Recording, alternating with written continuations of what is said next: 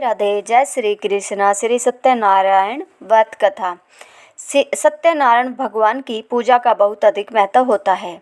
श्री सत्यनारायण व्रत कथा के कुल 5 अध्याय है, जिनका स्मरण करने से मनुष्य के सभी कष्ट दूर हो जाते हैं। श्री गणेशाय नमः। श्रीमन नारायण नारायण नारायण। भजमन नारायण नारायण नारायण। भजमन नारायण नारायण। श्री सत्यनारायण भगवान की जय। श्री सत्यनारायण भगवान व्रत का पहला अध्याय। एक समय की बात है, नेमी शरणाय तीर्थ में सेनकादि 88,000 ऋषि मुनियों ने श्री सूत जी से पूछा, हे प्रभु, इस कलयुग में वेद विधा रहित मनुष्य को प्रभु भक्ति के किस प्रकार मिल सकती है तथा उनका उद्धार कैसे होगा। हे मुनि श्रेष्ठ, कोई ऐसा तप बताए जिससे थोड़े समय में ही पुण्य मिले और मनवांछित फल भी मिल जाए। इस प्रकार की कथा सुनने की हम लोग इच्छा रखते हैं।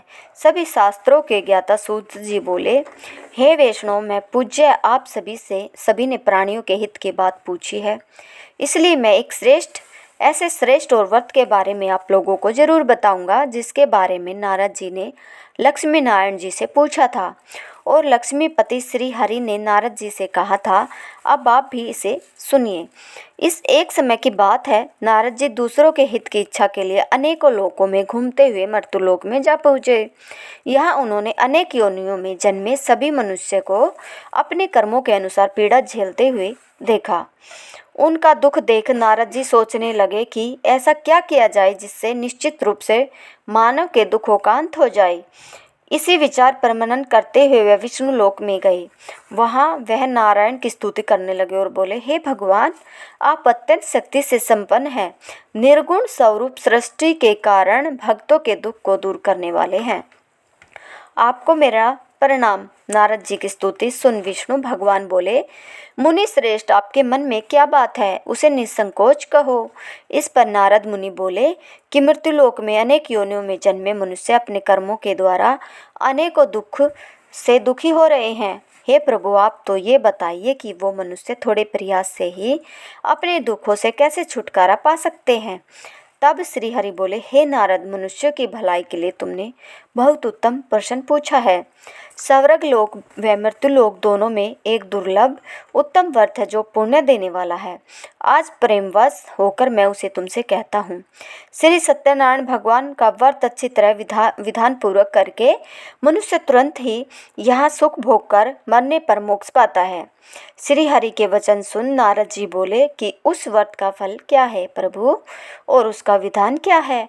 यह व्रत किसने किया था, इस व्रत को किस दिन करना चाहिए, आप सब कुछ विस्तार से बताए। नारद जी की बात सुनकर फिर श्री हरि बोले, दुख व शोक को दूर करने वाला, यह सभी स्थानों पर विजय दिलाने वाला है। मानव को भक्ति व श्रद्धा के साथ शाम को श्री सत्यनारायण की पूजा धर्म परायण होकर ब्राह्मणों व बंधुओं के साथ करने, साथ ही यथाशक्ति अनुसार भक्ति भाव से भगवान का भोग लगाए, आरती गाए और ब्राह्मणों सहित बंधु बांधवों को भी भोजन कराए। उसके बाद स्वयं भोजन करे, कीर्तन भजन के साथ भगवान की भक्ति में लीन हो जाए। इस तरह से सत्यनारायण भगवान का यह व्रत करने पर मनुष्य की सारी इच्छाएं निश्चित रूप से पूरी होती है। इस कली काल अर्थात कलियुग में मृत्युलोक में मोक्ष का यही एक सरल उपाय बताया गया है। श्रीमन नारायण नारायण नारायण। भजमन नारायण नारायण नारायण। भजमन नारायण नारायण। श्री सत्यनारायण भगवान की जय। श्री सत्यनारायण भगवान व्रत कथा दूसरा अध्याय। सूत जी बोले, हे ऋषियों, जिसने पहले समय में इस व्रत को किया था उसका इतिहास कहता हूँ, ध्यान से सुनो। सुंदर काशीपुरी नगरी में एक अत्यंत निर्धन ब्राह्मण रहता था। भूख प्यास से परेशान वह धरती पर घूमता रहता था। ब्राह्मणों से प्रेम करने वाले भगवान ने एक दिन ब्राह्मण का वेश धारण कर उसके पास जाकर पूछा, हे विप्र, नित्य दुखी होकर तुम पृथ्वी पर क्यों घूमते हो। दीन ब्राह्मण बोला, मैं निर्धन ब्राह्मण हूँ, भिक्षा के लिए धरती पर घूमता हूँ। यदि आप इसका कोई उपाय जानते हो तो बताइए। वृद्ध ब्राह्मण रूपी भगवान ने कहा कि सत्यनारायण भगवान मनोवांछित फल देने वाले हैं, इसलिए तुम उनका पूजन करो। इससे करने से मनुष्य सभी दुखों से मुक्त हो जाता है। व्रत ब्राह्मण बनकर आए सत्यनारायण भगवान उस निर्धन ब्राह्मण को व्रत का सारा विधान बताकर अंतर्ध्यान हो गए। अगले दिन सुबह उठने के साथ ही उस बूढ़े ब्राह्मण ने मन में संकल्प लिया कि सत्यनारायण का व्रत करूंगा, और फिर अपने नित्य कामों से फ्री होकर वह भिक्षा के लिए चल पड़ा। उस दिन उसे भिक्षा में बहुत सा धन प्राप्त हुआ। उसी धन से उसने परिवार के साथ भगवान सत्यनारायण की पूजा की, वे का व्रत रखा। व्रत के करने के कुछ दिन बाद उसके सभी दुखों और कष्ट दूर होने लगे, और देखते ही देखते एक संपन्न और उनको संपत्तियों का मालिक बना दिया। तब हर महीने की पूर्णिमा के दिन वे ब्राह्मण सत्यनारायण की पूजा व व्रत करने लगा। इस प्रकार सत्यनारायण भगवान के इस व्रत को करके वह श्रेष्ठ ब्राह्मण सभी पापों और गरीबी से मुक्त हो गया, और उसने एक दुर्लभ मोक्ष पद को प्राप्त किया। इस तरह से सत्यनारायण भगवान के व्रत को जो मनुष्य करेगा वह सभी प्रकार के पापों से छूटकर मोक्ष को प्राप्त होगा। जो मनुष्य इस व्रत को करेगा वह सभी दुखों से मुक्त हो जाएगा। श्री सूत जी बोले कि इस तरह से नारद जी ने नारायण जी का कहा हुआ श्री सत्यनारायण व्रत को मैंने तुमसे कहा। हे विप्रो, मैं अब और क्या कहूँ। ऋषि बोले, हे मुनीश्वर, संसार में उस विपर से सुनकर और किस किस ने इस व्रत को किया, हम सब इस बात को सुनना चाहते हैं। इसके लिए हमारे मन में श्रद्धा का भाव है। सूत जी बोले, हे मुनियों, जिस जिसने इस व्रत को किया वह सब सुनो। एक समय वही विप्र धन व ऐश्वर्य के अनुसार अपने बंधु बांधवों के साथ इस व्रत को करने को तैयार हुआ। उसी समय एक लकड़ी बेचने वाला बूढ़ा आदमी आया और लकड़ियां बाहर रखकर अंदर ब्राह्मण के घर में गया। प्यास से दुखी वह लकड़हारा उनको व्रत करते देख विप्र को नमस्कार कर पूछने लगा कि आप यह क्या कर रहे हैं तथा इसे करने से आपको क्या फल मिलेगा, कृपया करके मुझे भी बताएं। ब्राह्मण ने कहा कि सब मनोकामनाओं को पूर्ण करने वाला यह सत्यनारायण भगवान का व्रत है। इनकी कृपा से ही मेरे घर में धन धान्य आदि की वृद्धि हुई है। विप्र ने श्री सत्यनारायण व्रत के बारे में जानकर लकड़हारा बहुत प्रसन्न हुआ। चरणामृत लेकर वह प्रसाद खाने के बाद वह अपने घर गया। लकड़हारे ने अपने मन में संकल्प किया कि आज लकड़ी बेचने से जो धन मिलेगा उसी से श्री सत्यनारायण भगवान का उत्तम व्रत करूंगा। मन में इस विचार को ले बूढ़ा आदमी सिर पर लकड़ियां रखकर उस नगर में बेचने गया, जहां उसने अपनी लकड़ियों का दाम पहले से 4 गुना अधिक मिला। बूढ़ा प्रसन्नता के साथ पैसे लेकर सत्यनारायण भगवान की मूर्ति और व्रत की अन्य सामग्रियां लेकर अपने घर गया। वहां उसने अपने परिजनों को बुलाकर विधि विधान से सत्यनारायण भगवान का पूजन और व्रत किया। इस व्रत के प्रभाव से वह बूढ़ा लकड़हारा धन पुत्र आदि से युक्त होकर संसार के समस्त सुख भोग अंत काल में वैकुंठ धाम चला गया। श्रीमन नारायण नारायण नारायण भजमन नारायण नारायण नारायण भजमन नारायण नारायण। श्री सत्यनारायण भगवान की जय। सत्यनारायण व्रत कथा का 2वां अध्याय संपूर्ण। श्री सत्यनारायण भगवान व्रत कथा 3रा अध्याय। सूत जी बोले, हे श्रेष्ठ मुनियों, अब आगे की कथा कहता हूँ। पहले समय में उल्लाकामुक नाम का एक बुद्धिमान राजा था। वह सत्यवक्ता और जितेंद्रिय था। प्रतिदिन देव स्थानों पर जाता और निर्धनों को धन देकर उनके कष्ट दूर करता। उसकी पत्नी कमल के समान मुख वाली तथा सती साध्वी थी। भद्रशिला नदी के तट पर उन दोनों ने श्री सत्यनारायण भगवान का व्रत किया। उसी समय साधु का नाम एक वेश्या आया। उसके पास व्यापार करने के लिए बहुत सा धन भी था। राजा को व्रत करते देखकर वह विनय के साथ पूछने लगा, हे राजन, भक्तिभाव से पूर्ण होकर आप यह क्या कर रहे हैं? मैं सुनने की इच्छा रखता हूँ, तो आप कृपा करके मुझे बताएं। राजा बोला, मैं अपने बंधु बांधवों के साथ पुत्रादि की प्राप्ति के लिए श्री सत्यनारायण भगवान का व्रत व पूजन कर रहा हूँ। राजा के वचन सुन साधु आदर से बोला, हे राजन, मुझे इस व्रत का सारा विधान कहिए। मैं भी इस व्रत को करूँगा। मेरी भी संतान नहीं है और इस व्रत को करने से निश्चय रूप से मुझे संतान की प्राप्ति होगी। राजा से इस व्रत का सारा विधान सुन व्यापार से निवृत्त हो वह अपने घर गया। साधु ने अपनी पत्नी को संतान देने वाले इस व्रत का वर्णन कह सुनाया और कहा कि जब मेरी संतान होगी तब मैं इस व्रत को करूँगा। साधु ने इस तरह के वचन अपनी पत्नी लीलावती से कहे। एक दिन लीलावती पति के साथ आनंदित हो संसारिक धर्म में प्रवृत्त होकर सत्यनारायण भगवान की कृपा से गर्भवती हो गई। 10वें महीने में उसके गर्भ से एक सुंदर कन्या ने जन्म लिया। माता पिता ने अपनी कन्या का नाम कलावती रखा। एक दिन कलावती के माँ लीलावती ने अपने पति को याद दिलाया कि आपने श्री सत्यनारायण भगवान के जिस व्रत को करने का संकल्प किया था उसे करने का समय आ गया है, इस व्रत को करिए। साधु बोला कि हे प्रिय, इस व्रत को मैं उसके विवाह पर करूँगा। इस प्रकार अपनी पत्नी को आश्वासन देकर वह नगर को चला गया। साधु ने एक बार नगर में अपनी कन्या को सखियों के साथ देखा तो उसे लगा कि उसकी कन्या अब विवाह योग्य हो गई और उसने कन्या के योग्य वर ढूंढना शुरू कर दिया। एक दिन साधु की बात को ध्यान में रखते हुए एक नगर में पहुंचा और वहां देखकर एक लड़की के संयोग वाणिक पुत्र को ले आया। सुयोग लड़के को देख साधु ने बंधु बांधवों को बुलाकर अपनी पुत्री का विवाह कर दिया। लेकिन दुर्भाग्य की बात यह है कि साधु ने अभी भी श्री सत्यनारायण भगवान का व्रत नहीं किया। इस पर श्री भगवान क्रोधित हो गए और श्राप दिया। अपने कार्य में कुशल साधु बनिया जमाई को लेकर समुद्र के पास स्थित होकर रत्ना सारपुर नगर में गया। वहां जाकर दामाद ससुर दोनों मिलकर चंद्रकेतु राजा के नगर में व्यापार करने लगे।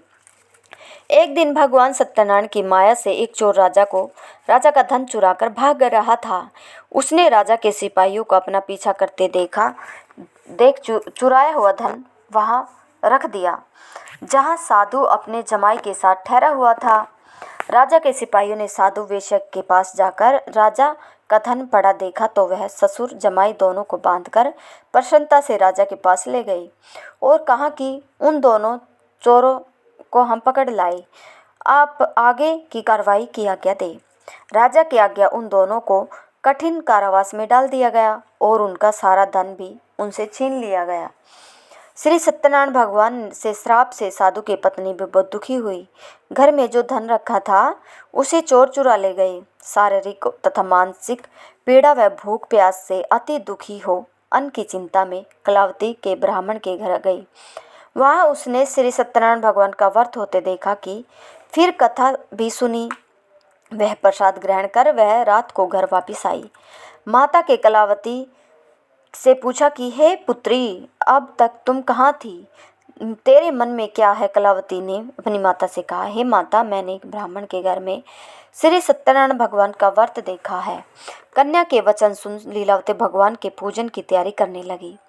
लीलावती ने परिवार व बंधुओं सहित सत्यनारायण भगवान का पूजन किया और उनसे वर मांगा कि मेरे पति तथा जमाई शीघ्र घर आ जाए।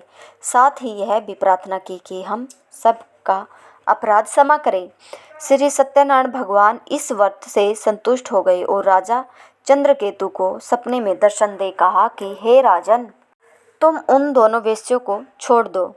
तुमने उनका जो धन लिया है उसे वापस कर दो। अगर ऐसा नहीं किया तो मैं तुम्हारा धन, राज्य व संतान सभी को नष्ट कर दूंगा। राजा को यह सब कहकर वह अंतर्ध्यान हो गए। प्रातःकाल सभा में राजा ने अपना सपना सुनाया। फिर बोले कि उन दोनों को कैद से मुक्त कर सभा में लाओ। दोनों ने आते ही राजा को प्रणाम किया। राजा बोला, महानुभावों, भाग्यवश ऐसा कठिन दुख तुम्हें प्राप्त हुआ है, लेकिन अब तुम्हें कोई भय नहीं है। ऐसा कह राजा ने उन दोनों को नए वस्त्राभूषण भी पहनाए और जितना धन उनका लिया था उसे दुगना धन वापस कर दिया। दोनों वेश्या अपने घर को चल दिए। श्रीमन नारायण नारायण भजमन नारायण नारायण भजमन नारायण नारायण। श्री सत्यनारायण भगवान की जय। श्री सत्यनारायण भगवान व्रत की कथा तृतीय अध्याय संपूर्ण। श्री सत्यनारायण भगवान व्रत कथा चौथा अध्याय। सूत जी बोले, वेश्या ने मंगलाचार कर अपनी यात्रा आरंभ की और अपने नगर की ओर चल दिए। उनके थोड़ी दूर जाने पर एक दंडी वेशधारी श्री सत्यनारायण ने उनसे पूछा, हे साधु, तेरी नाव में क्या है? अभी वणिक हंसता हुआ बोला, हे दंडी, आप क्यों पूछते हो? क्या धन लेने की इच्छा है? मेरी नाव में तो बेल व पत्ते भरे हुए हैं। वेश्या के कठोर वचन सुन भगवान बोले, तुम्हारा वचन सत्य हो। दंडी ऐसे वचन कह वहां से दूर चले गए। कुछ दूर जाकर समुद्र के किनारे बैठ गए। दंडी के जाने के बाद साधु वेश्या ने नित्य क्रिया के पश्चात नाव को ऊंची उठते देखकर अचंभा माना और नाव में बेलपत्ते आदि देख वह मूर्छित हो जमीन पर गिर पड़ा। वापस होश आने पर वह अत्यंत शोक में डूब गया। तब उसका दामाद बोला कि आप शोक ना मनाए, यह दंडी का श्राप है, इसलिए हमें उनकी शरण में जाना चाहिए, तभी हमारी मनोकामना पूर्ण होगी। दामाद की बात सुनकर वह दंडी के पास पहुंचा और अत्यंत अभिभाव नमस्कार करके बोला, मैंने आपसे जो सत्य वचन कहे थे उनके लिए मुझे क्षमा कर दे। ऐसा कहकर रोने लगा। तब दंडी भगवान बोले, हे वणिक पुत्र, मेरी आज्ञा से बार बार तुम्हें दुख प्राप्त हुआ है, तू मेरी पूजा से विमुख हुआ। साधु बोला, हे भगवान, आपकी माया से ब्रह्मा आदि देवता भी आपके रूप को नहीं जानते, तब मैं अज्ञानी कैसे जान सकूंगा। आप प्रसन्न होइए, अब मैं सामर्थ्य के अनुसार आपकी पूजा करूंगा। मेरी आज्ञा करो, मेरी रक्षा करो और पहले के समान नौका में धन भर दो। साधु वेश्या के भक्तिपूर्वक वचन सुनकर भगवान प्रसन्न हो गए और उसकी इच्छा अनुसार वरदान देकर अंतर्ध्यान हो गई। ससुर जमाई दोनों जब नाव पर आए तो नाव धन से भरी हुई मिली। वही अपने अन्य साथियों के साथ सत्यनारायण भगवान का पूजन कर अपने नगर को चल दिए। जब नगर के नज़दीक पहुँचे तो दूत को घर पर खबर करने के लिए भेज दिया। दूत साधु की पत्नी को प्रणाम कर कहता है कि मालिक अपने दामाद सहित नगर के निकट आ गए। दूत की बात सुन साधु की पत्नी लीलावती ने बड़े हर्ष के साथ सत्यनारायण भगवान का पूजन कर अपनी पुत्री कलावती से कहा कि मैं अपने पति के दर्शन को जाती हूँ, तू कार्य पूर्ण कर शीघ्र आ जाना। माँ के ऐसे वचन सुनकर कलावती जल्दी से प्रसाद छोड़ अपने पति के पास चली गई। प्रसाद की अवज्ञा के कारण श्री सत्यनारायण भगवान रुष्ट हो गए और नाव सहित उसके पति को पानी में डुबो दिया। कलावती अपने पति को वहां न पाकर रोती हुई जमीन पर गिर गई। नौका का डूबा हुआ देख वह कन्या को रोता हुआ देख साधु दुखी होकर बोला, हे प्रभु, मुझसे तथा मेरे परिवार से जो भूल हुई है उसे क्षमा करे। साधु के दीन वचन सुनकर श्री सत्यनारायण भगवान प्रसन्न हो गए और आकाशवाणी हुई, हे साधु, तेरी कन्या मेरे प्रसाद को छोड़कर आई है, इसलिए उसका पति अदृश्य हो गया है।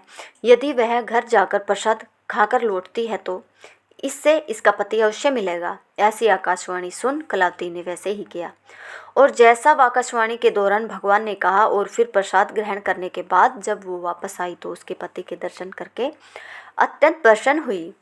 इसके बाद साधु अपने बंधु बांधवों सहित श्री सत्यनारायण भगवान का विधि विधान से पूजन करता है। इस लोक का सुख भोकर वह अंत में स्वर्ग को जाता है। श्रीमन नारायण नारायण भजमन नारायण नारायण भजमन नारायण नारायण। श्री सत्यनारायण भगवान की जय। श्री सत्यनारायण भगवान व्रत का कथा का चतुर्थ अध्याय संपूर्ण। श्री सत्यनारायण भगवान व्रत कथा 5वां अध्याय। सूत जी बोले, हे ऋषियों, मैं और भी एक कथा सुनाता हूँ, उसे भी ध्यानपूर्वक सुनो।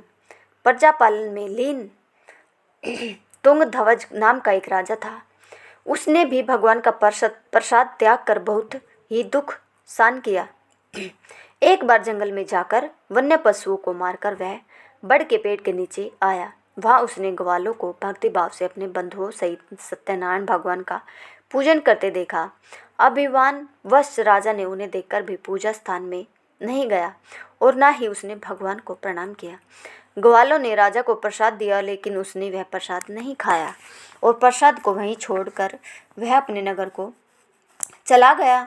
जब वह नगर में पहुंचा तो वहां सब कुछ तहस नहस हुआ पाया तो वह शीघ्र ही समझ गया कि यह सब भगवान के अनादर का ही परिणाम है। वह दोबारा ग्वाले के पास पहुंचा और विधि पूर्वक पूजा करके प्रसाद खाए तो श्री सत्यनारायण भगवान की कृपा से सब कुछ पहले जैसा हो गया। दीर्घ काल तक सुख भोगने के बाद मरणोपरांत उसे स्वर्ग की प्राप्ति हुई।